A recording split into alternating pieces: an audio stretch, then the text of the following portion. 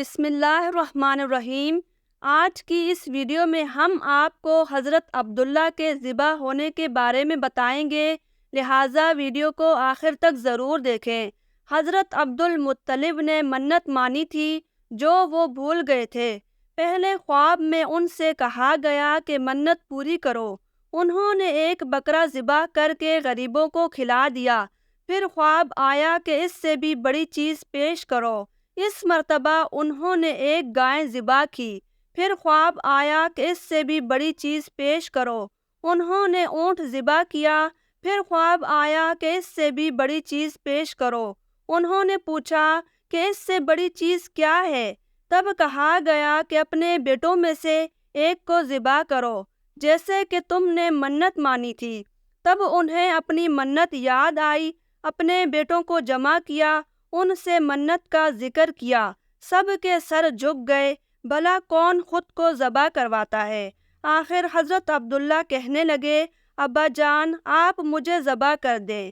یہ سب سے چھوٹے تھے، سب سے زیادہ محبت بھی حضرت عبدالمطلب کو انہی سے تھی۔ انہوں نے چھری لی، حضرت عبداللہ کو بازوؤں سے پکڑا اور انہیں ذبح کرنے کے لیے نیچے لٹا دیا۔ جیسے ہی انہوں نے حضرت عبداللہ کو لٹایا، عباس سے صبر نہ ہو سکا، فوراً آگے بڑھے اور بھائی کو کھینچ لیا۔ اس وقت یہ خود بھی چھوٹے تھے۔ ادھر حضرت عبدالمطلب نے اپنے بیٹے عبداللہ کو کھینچا۔ اسی کھینچا تانی میں عبداللہ کے منہ پر خراشیں بھی آئیں۔ ان خراشوں کے نشانات مرتے دم تک ان کے چہرے پر تھے۔ اسی دوران بنو مخدوم کے لوگ آئے۔ انہوں نے کہا کہ آپ اس طرح بیٹے کو ذبح نہ کریں، اپنے بیٹے کا فدیہ دے دیں۔ اب سوال یہ تھا کہ فدیہ کیا دیا جائے؟ اس کی ترکیب یہ بتائی گئی کہ کاغذ کے ایک ٹکڑے پر 10 اونٹ لکھے جائیں، دوسرے پر عبداللہ کا نام لکھا جائے۔ اگر 10 اونٹ والی پرچی نکلی تو 10 اونٹ قربان کر دیے جائیں۔ اگر عبداللہ والی پرچی نکلی تو 10 اونٹ کا اضافہ کر دیا جائے۔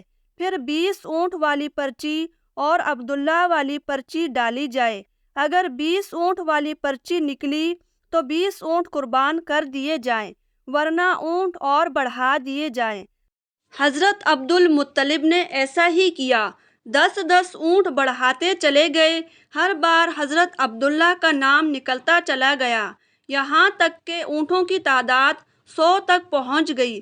تب جا کے اونٹوں والی پرچی نکلی۔ اسی طرح حضرت عبداللہ کی جان کے بدلے 100 اونٹ قربان کیے گئے۔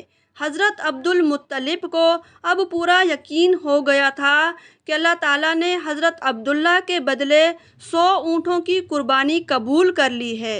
انہوں نے کعبے کے پاس 100 اونٹ قربان کیے۔ اس کے بعد قانون بن گیا تھا کہ آدمی کا فدیہ 100 اونٹ ہے۔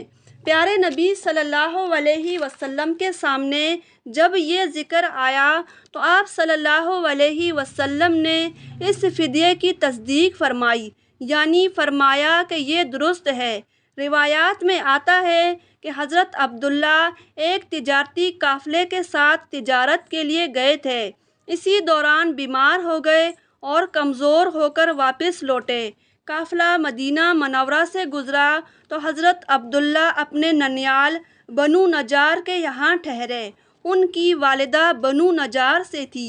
1 ماہ تک بیمار رہے اور انتقال کر گئے۔ انہیں یہیں دفن کر دیا گیا۔ کہتے ہیں کہ تجارتی قافلہ جب حضرت عبداللہ کے بغیر مکہ مکرمہ پہنچا اور حضرت عبدالمطلب کو پتہ چلا کہ ان کے بیٹے عبداللہ بیمار ہو گئے ہیں اور مدینہ منورہ میں اپنے ننیال میں ہیں، تو انہیں لانے کے لیے حضرت عبدالمطلب نے اپنے بیٹے زبیر کو بھیجا۔ آپ نے جب مکہ سے واپس آ کر حضرت عبداللہ کی وفات کی خبر سنائی تو سارے گھر میں ماتم سا چھا گیا اور بنو ہاشم کے ہر گھر میں ماتم برپا ہو گیا۔ روایات میں آتا ہے کہ حضرت عبداللہ کی وفات پر فرشتوں نے بڑی غمگین اور حسرتوں بھرے لہجے سے کہا، یا اللہ تیرا نبی یتیم ہو گیا۔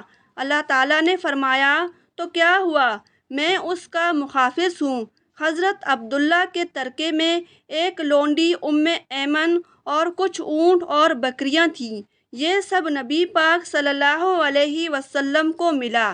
کہتے ہیں کہ ایمن بچپن میں حضور پاک صلی اللہ علیہ وسلم کی دیکھ بھال کرتی تھی۔ امید کرتی ہوں کہ آپ کو آج کا یہ واقعہ پسند آیا ہوگا۔ اس طرح کی اسلامک نئی ویڈیوز دیکھنے کے لیے ہمارے چینل کو سبسکرائب کریں، ویڈیو کو لائک شیئر ضرور کریں۔